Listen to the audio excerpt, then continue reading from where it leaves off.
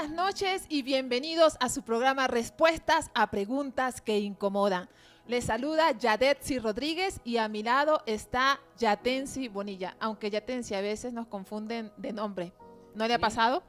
Y de apellido, porque su nombre es Yadetsi y el mío es Yatensi, y nuestro segundo apellido, su apellido segundo es Sequera y el mío es Cerquera. Imagínense ustedes, amigos y amigas, pero aquí estamos en Respuestas a Preguntas que Incomodan. Han mandado una pregunta, varias personas, más de 6 personas, sobre el infierno. ¿Cuán interés en este tema que vamos a discutir el día de hoy, Yatensi? Es un tema muy controversial, delicado y muy escabroso en la teología católica, evangélica, pentecostal. Es un tema, y mire que a mí ya me lo han preguntado por muchos años. Ajá. Y yo he usado la teología de la prudencia, evitarlo. De hecho, quería evitarlo ahora, pero creo que recibió revelación y autorización de Dios, así que va a hablar sobre el infierno. No, y fue un hermano que me escribe, sí, durante un mes hay 3 amigos que me molestan mucho, diciendo, Yatensi, ¿qué pasa con el infierno? ¿Acaso tiene miedo de hablar? ¿Por qué no habla sobre el infierno? Y allá de tanta insistencia y poca resistencia, ya era hora. Muy bien, amigos, ustedes pueden comentar y también pueden compartir este programa con sus amigos y amigas. ¿Qué piensas sobre el infierno? Además, debemos decirles y también informarles que este programa va a estar saliendo por el canal YouTube de Yatensi Bonilla. Eso creo que es importante. Entonces, comencemos, Yatensi, hablando sobre este tema. Una de las preguntas que siempre me he hecho, Yatensi, y cuando leo la Biblia, cuando veo las películas incluso, es esta situación de cómo entender el infierno realmente. Así que me gustaría decir o preguntar, ¿de dónde sale esto del infierno, Yatensi? ¿Qué conoce usted al respecto? Es un proceso teológico y literario. ¿Ya? No hay una época estática donde se haya esquematizado, teologizado, estructurado con figuras y no figuras el tema del infierno. No, es toda una etapa literaria, histórica de varios siglos. Y la etapa final fue en el siglo XIV, en el año de 1307, cuando Dante, el famoso hombre, poeta, novelista, así filósofo es. de Florencia, italiano, Dante escribió la segunda parte de la trilogía de la Divina Comedia. Primero, la primera parte, porque la segunda fue sobre el purgatorio. En la primera parte, que fue del año de 1304-1307 más o menos, Dante escribe sobre el infierno. Y la concepción que Dante tuvo del infierno quedó reflejado e inclusive en el término del latín y también las traducciones a diferentes lenguas vernáculas indoeuropeas. Ahí está en sí la fuerza de la concepción de infierno en la famosa obra de la Divina Comedia. Ahora, Yatensi, este Dante en la Divina Comedia, ¿cómo describe el infierno? Esta imagen que yo le estaba preguntando antes, porque cuando pensamos en el infierno, entonces nos imaginamos desde muy chiquitos que es llamas, mucho fuego que nunca se acaba. Que ahí está el diablo con cachos y con cola y con un gran tenedor muy grande. O sea, todas esas imágenes vienen de allí o de algún otro lugar. Mire, Yadesi, la pregunta es muy directa y muy profunda. La respuesta se requiere de muchas horas. Y estaba hablando con la doctora Jennifer Contreras, la decana académica del CEMISUR, para un curso sobre infierno, para estudiarlo con mucha profundidad, porque es un tema importante en la fe. Creer la soteriología, la salvación, si la otra contraparte, que se llama infierno, es quitarle una base importante a la salvación. Esto es importante. Ahora, sobre la concepción de Dante, Dante ya había recibido una herencia.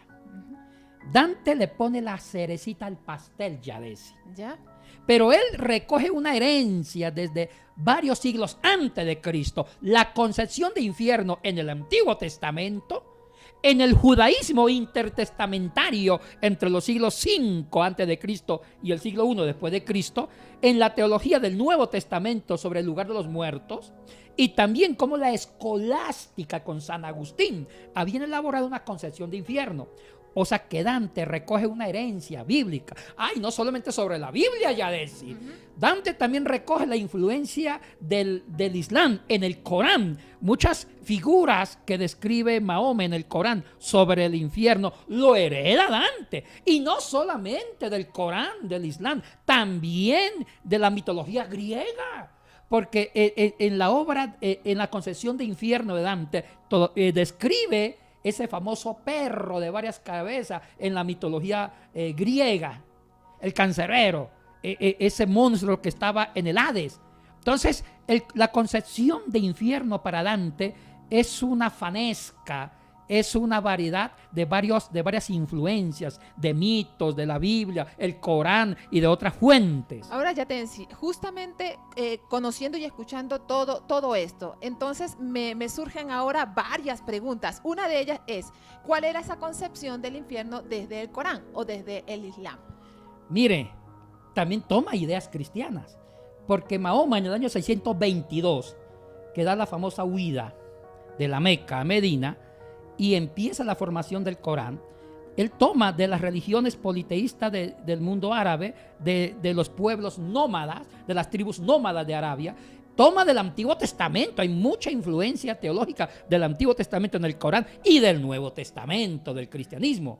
Entonces, al tomar del Corán, también va tomando de las fuentes cristianas y judías. Pero lo más importante, Yadetsi, es que el tema del infierno, de una forma indirecta, se va cuajando, cocinando en el Antiguo Testamento. El Antiguo Testamento nunca concibió el infierno como un lugar de castigo, con cadenas y fuego. No. Hay varios términos en hebreo que se usan para hablar algo así. Pero ellos usan el famoso Sheol. El término Sheol es del hebreo. Y significa el lugar de descanso de los muertos.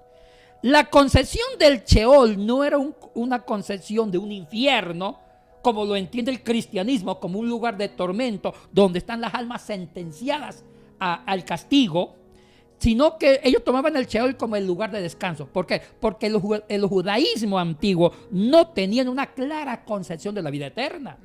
Porque el Antiguo Testamento es una revelación en construcción progresiva.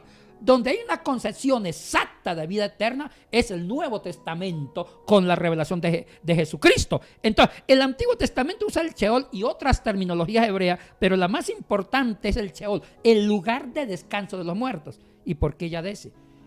Una ala del judaísmo, como los saduceos en los tiempos de Jesús, no creen en una vida eterna, no creían en la resurrección de muertos, todo se terminaba acá.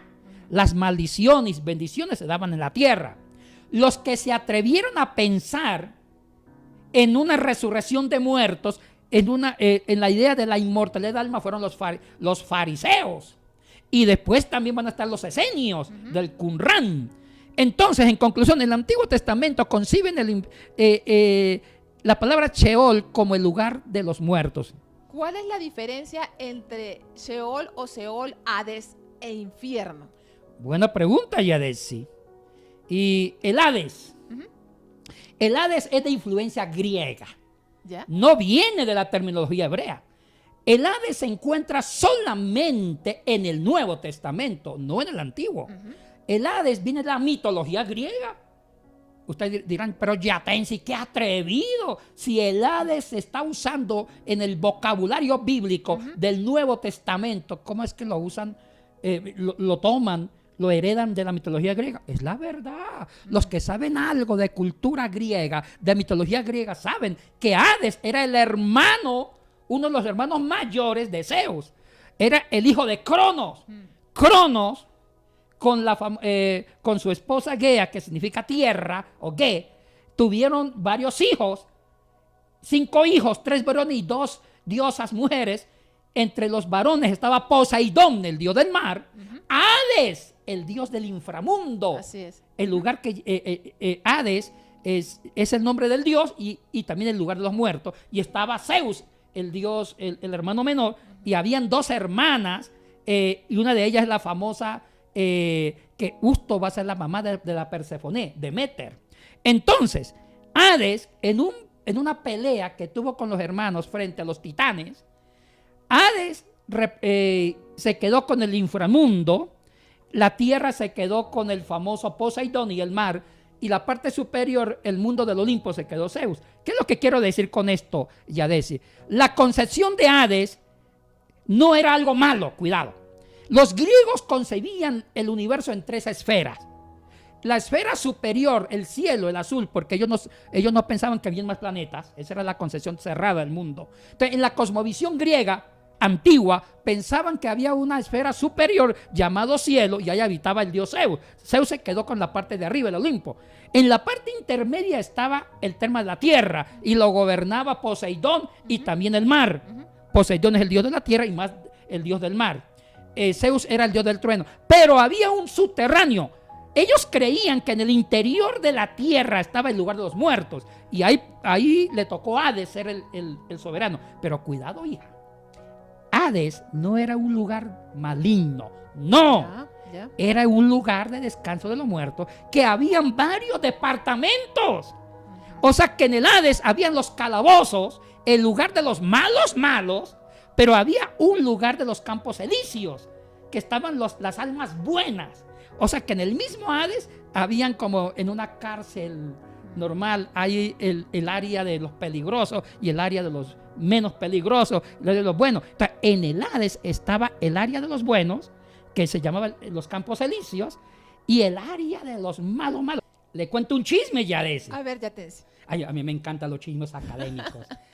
Resulta que en el Hades habían varios sectores. El sector de los campos elíseos, que eran para las almas buenas, pero había un sector de almas peligrosas que fueron sentenciadas a unos calabozos de sufrimiento dentro del Hades. Esa área se llama el Tártaros. Okay. El término Tártaros también se encuentra en el vocabulario del Nuevo Testamento. Y Tártaros significa el lugar donde están las almas malas.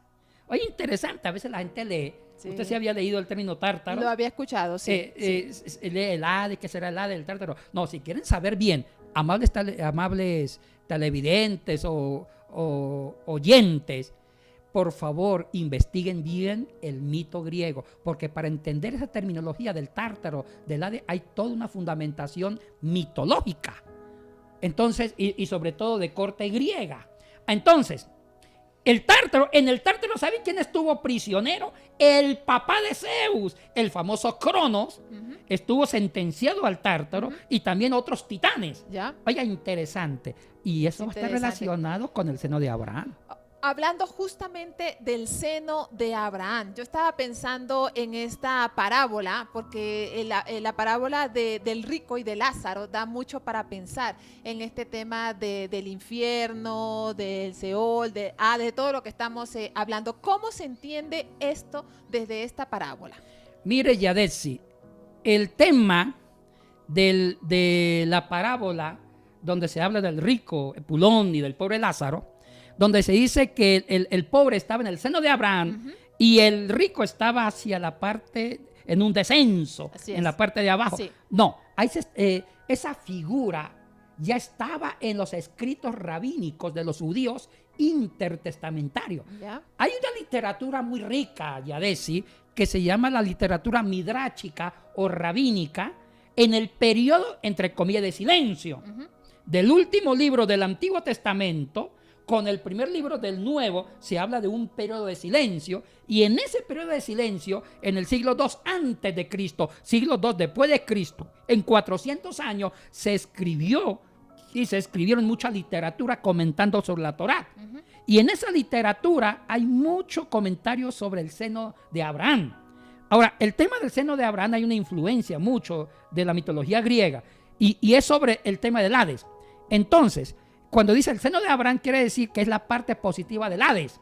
En el Hades está el lugar de los campos elíseos y supuestamente el pobre estaba en los campos elíseos, para entender esa figura, y el rico estaba en el Tártaro. Entonces, haciendo una forma de contextualización del Hades en un ambiente judío, entonces en lugar de llamarle campos elíseos, le llama el seno de Abraham, que estaba en la parte bonita del Hades, pero en el mismo sector del Hades también estaba el lugar tormentoso, donde está el rico, pero dentro del mismo sector. Entonces, allí en la parábola podríamos nosotros entender algo sobre el infierno desde esa parábola, ¿o no? Ay, hija, el infierno, es que hay más terminologías. ¿Ya? Mire, uno revisa el Antiguo Testamento y mencioné una, Sheol, Sí. que es solamente el lugar de descanso de los muertos. Sí. Y punto. Sí. Aunque también hay otro en Job, que no lo vamos a hablar, como un lugar más doloroso, pero es más confuso, es mucho más confusa la explicación. En el Nuevo Testamento hay tres términos muy conocidos en el Nuevo Testamento, los 27 libros, que hace alusión a un lugar de tormento o no de tormento, o como un lugar de descanso de las almas. Ahora, yo tengo aquí, Yatensi, dos textos bíblicos que tal vez usted nos puede ayudar a aclarar. Mire, dice en Apocalipsis 20:10, y el diablo que los engañaba fue arrojado al lago de fuego y azufre.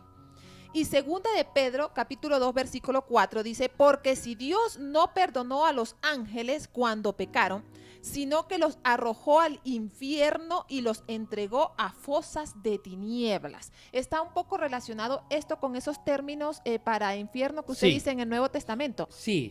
Explíquenos, por favor, un poquito. Con mucho gusto. Hay varios términos. El uno es el Hades, que ya lo expliqué, Sí, con sus diferentes secciones. sí. El otro es el Tártaro, que es el mismo Hades, pero un lugar exclusivo para las almas malas. Ajá. Pero hay uno que se llama el Gehenna o Gehenna. Ese es el término que usa Jesucristo en ¿Ya? los sinópticos, sí, en griego. Ese término es exclusivo de los tres evangelios sinópticos, Ajá. de Mateo, de Marcos Y Lucas. y Lucas, y lo usa solamente un autor fuera de los evangelios, que es Santiago. Santiago 3, versículo 6. Ya. O sea, el Gehenna es el término que Cristo usó para referirse a un lugar de castigo. Oiga, a mí me importa mucho lo que opine Jesucristo. Claro. Porque es el autor y consumación de nuestra salvación. ¿Por qué Jesucristo usó el Gehenna? Que se encuentra solamente en los evangelios sinópticos. Lo van a encontrar en Mateo 5, 23, cuando dice el que llama loco al hermano, arrójalo al lugar de tormento, de fuego, depende de la traducción. También se encuentra inclusive en Mateo 25, en el juicio final, cuando Cristo hablando, el Hijo del Hombre separa a los cabritos de los corderos, y a los cabritos que nunca fueron hospitalarios ni amorosos con los necesitados, los manda. Y eso está en Mateo 25, versículo 41, a un lugar de fuego, todo esto. ¿Qué término usa? Bueno, posiblemente lo usó Jesús y también los redactores evangelísticos. El Gehenna era el lugar que le daban, un lugar físico, geográfico, que le daban a un basurero que estaba a pocos kilómetros de Jerusalén. En ese basurero se llamaba el Gehenna o Gehenna. Era un basurero donde se quemaban a los cadáveres de los animales y a la basura de Jerusalén. Y en las 24 horas ese lugar real estaba botando humo día y noche.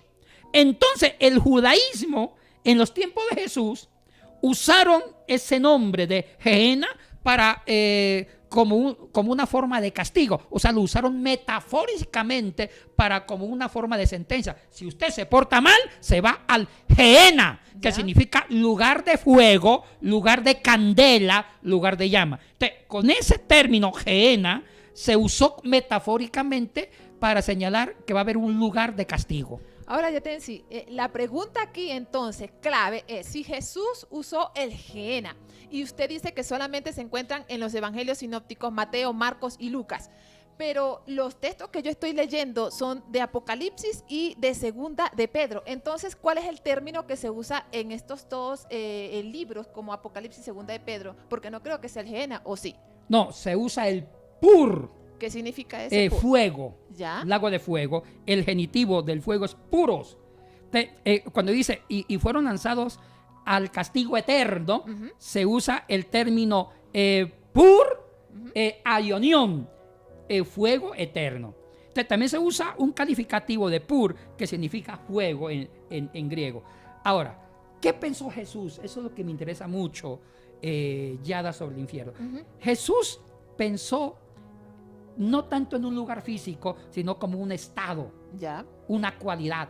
O sea, es que la persona que no vive la ética del reino, las personas que no viven el amor, son lanzadas al Gehenna, que significa al fuego, dando a entender que van a vivir eternamente sin Dios.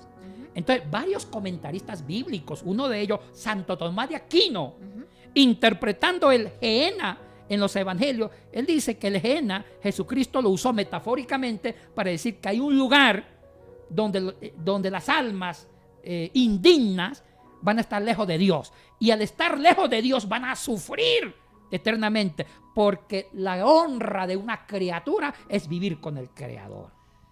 Ay, Yatensi, aquí nos metemos entonces en un problema mucho más grande del que ya hemos estado discutiendo, porque entonces aquí vendría la pregunta, digamos, final y clave. ¿Existe entonces el infierno? Ahora, la palabra infierno, para responder a su buena pregunta, ahí sí me meto a latín. Sí. Latín. Está claro que en las lenguas originales, tanto el hebreo como el griego, jamás usaron el término infierno, porque el término infierno no existía. Sí, está claro. En el hebreo, Sheol; en el griego, Hades, Tártaros, Gehenna. Una aclaración. Esos tres términos del griego, del Nuevo Testamento, se ha traducido al español como infierno. Yo he revisado, me he tomado el tiempo cuando fui estudiante, y lo sigo haciendo porque me sigo actualizando.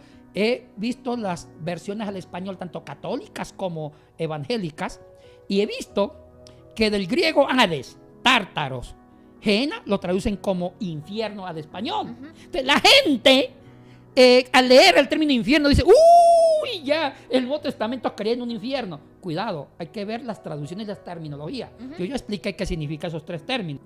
Ya desde el latín, sí existe el término. Es inferum, que viene del sustantivo inferus. Infernum, que es un adjetivo, viene del sustantivo inferus, que significa inferior. Me explico.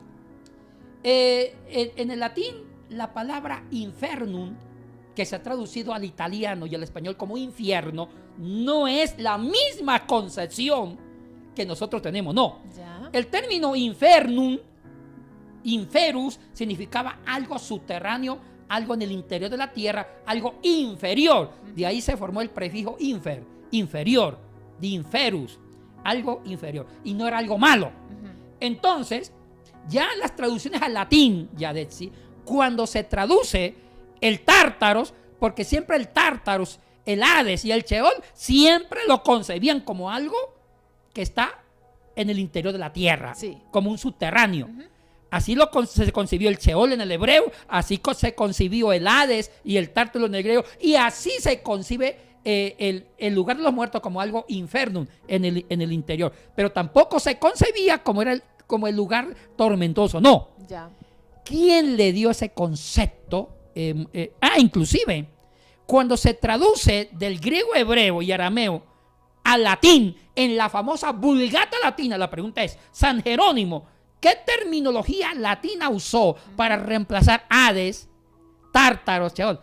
Casi la misma del griego. ¿Ya? Jerónimo sí respetó, porque él transliteralizó del griego al latín el término Hades y el término Tártaro. ¿Cuándo es que en nuestras traducciones aparece infierno?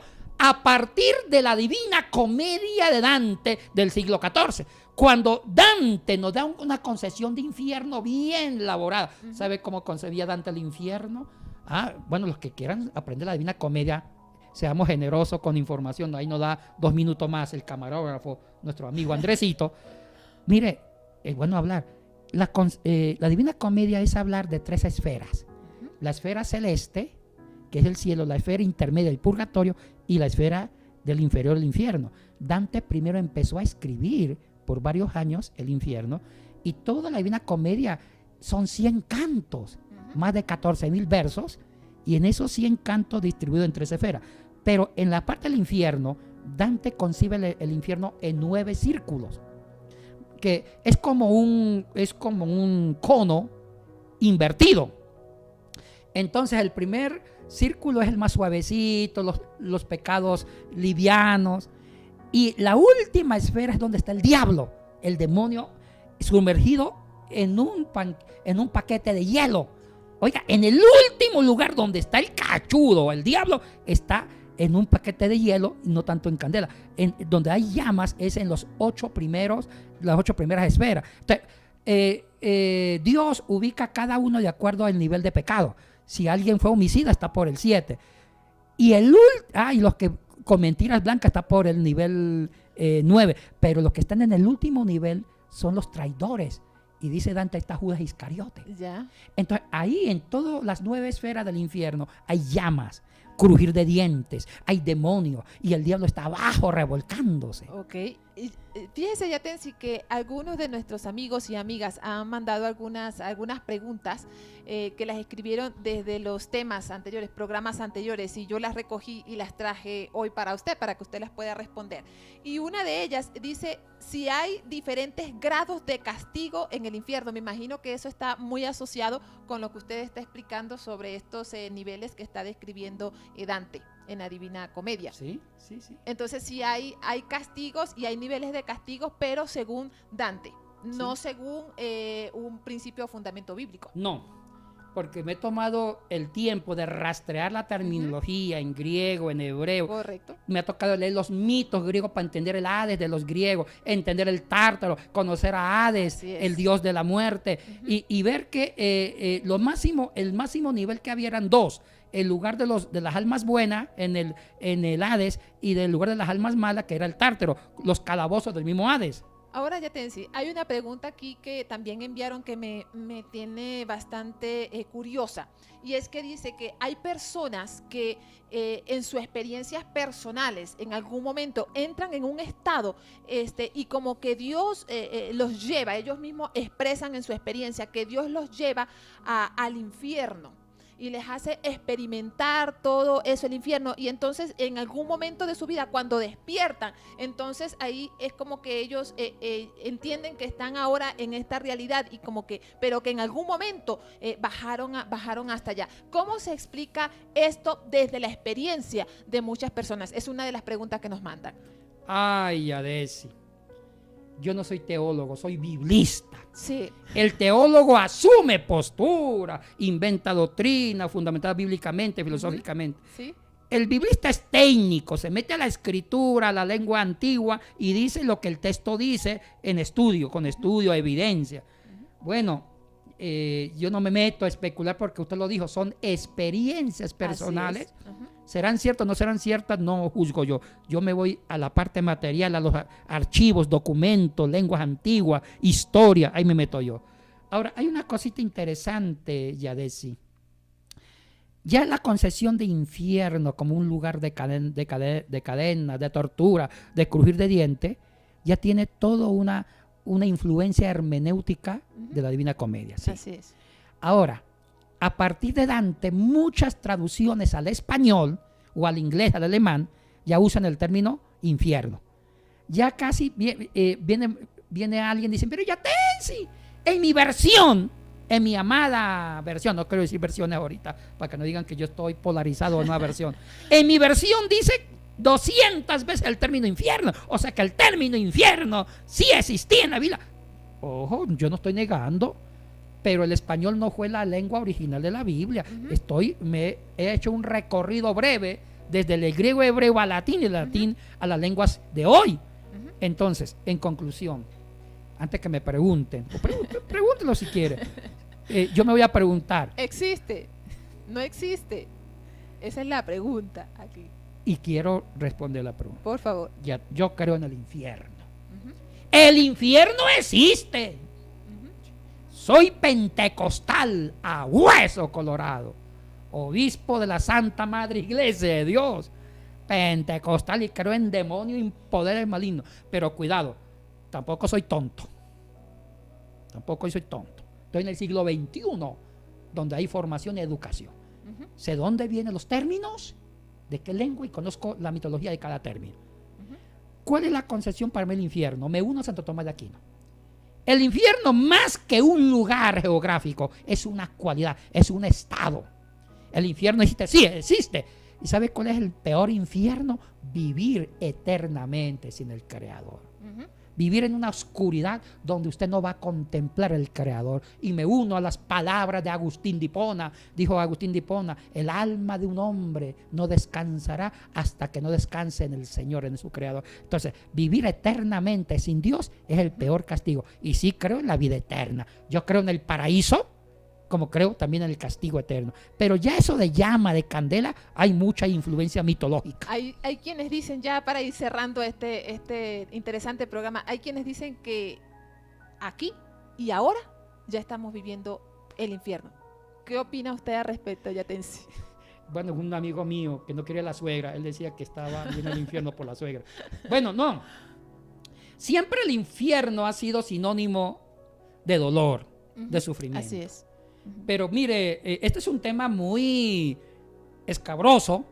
Mire, yo soy muy asequible a ustedes. Si quieren hablar conmigo más sobre el infierno, no me juzguen, porque 30 minutos que dura este programa es muy poco. Sí, es un resumen realmente. Escríbanme o llamen a a mi teléfono celular, a mi WhatsApp. Yo siempre contesto las preguntas. Cuando me llaman a mi celular o dejan un mensaje al WhatsApp, yo estoy dispuesto a seguir mentoreando sobre esto. Me encanta seguir discipulando. Muchísimas gracias, Yatensi, por todo su conocimiento y aportes interesantes en el día de hoy. Estoy segura que realmente ha sido de mucho beneficio para ustedes. Y antes de concluir el día de hoy, quisiera solamente informar sobre un curso intensivo que va a comenzar el 29 de junio hasta el 3 de julio y se llama Una voz contra el racismo, antropología y exégesis del Antiguo Testamento, con el profesor Abiud Fonseca de Seminario Sudamericano. Para mayor información, ustedes pueden escribir al correo que ahora aparece en pantalla. Muy bien, muchísimas gracias por habernos acompañado, muchísimas gracias, Yatensi, y nos vemos el próximo martes a las 7 de la noche. Bendiciones.